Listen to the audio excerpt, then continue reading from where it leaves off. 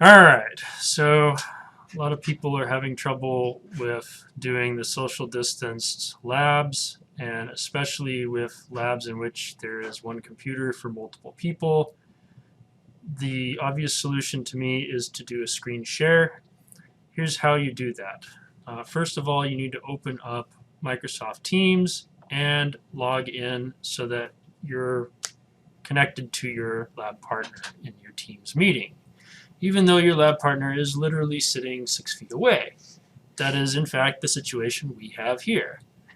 I am sitting at the sort of control computer. My lab partner is 6 feet away in the other side of my office with her laptop open.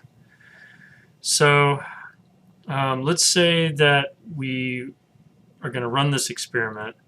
So what we can do is we click the Open Share Tray button, which is right here in the middle of the control panel. Click on that. And then I recommend using the screen that you want to share. You can also, in principle, use the meeting you want to share, but really you're not going for sharing the meeting. You're going for sharing the control panel on your desktop. Okay, so for me, it's actually screen number 2. For you, it'll just be probably screen number 1. Okay, and so in principle, this right here is the meeting that I am sharing, or the screen I'm sharing. I still have my meeting control panel over here with my lab partner on the other end.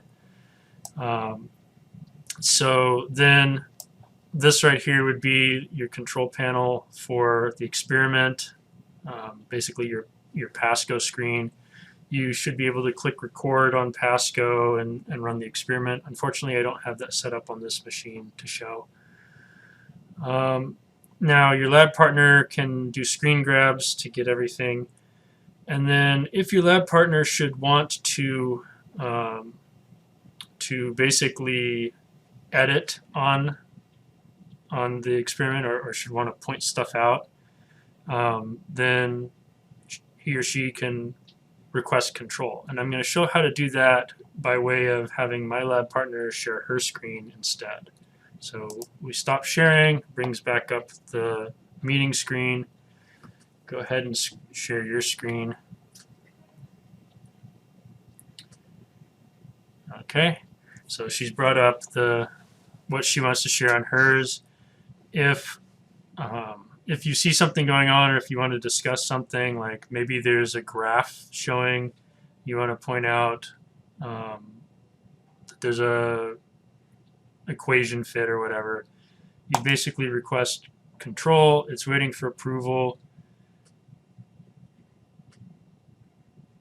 Okay, so she now has the approval on it, and here there's a little cursor that I have, and I highlight it, or I point to a graph, if there was a graph or whatever.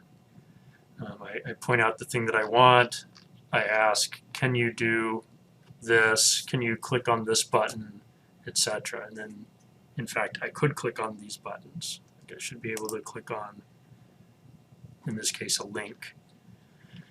And I'm scrolling right now. My lab partner is moving her thing around, but she's not really doing anything with it. And so I can click on this and look up what the guidelines are for when we need to move to online class only, which apparently is we don't have any. All right, so then when we're all done, if you want to sort of seed control back, then you just stop control and it goes back to your lab partner who has the control screen. Okay, so that's the basics of how you can run this with a lab partner while social distancing if you have an experiment that is on computer. In principle, we could do this like if we're trying to make a graph by hand, we could open up Excel or whatever and then share Excel between the two of us. So I have Excel on here. I could be typing some some values in, 9, 8, 7, etc. see, my control panel is sort of buried behind it at the moment. So let's share back with my partner so she can now see it. And in principle, she could ask for control as well, and I could then grant it, and then she could type some stuff in here. Go ahead. Okay, so it says requesting control. I say allow, and now she should have the ability to type in like the next number in the sequence. For example, if she's the one taking the data, she could type a 6 in. You know, my mouse is over here on the right hand side. She's typing some numbers in. And in this way we can basically work together while maintaining social distance. So hopefully that is helpful. So that's it. Good luck.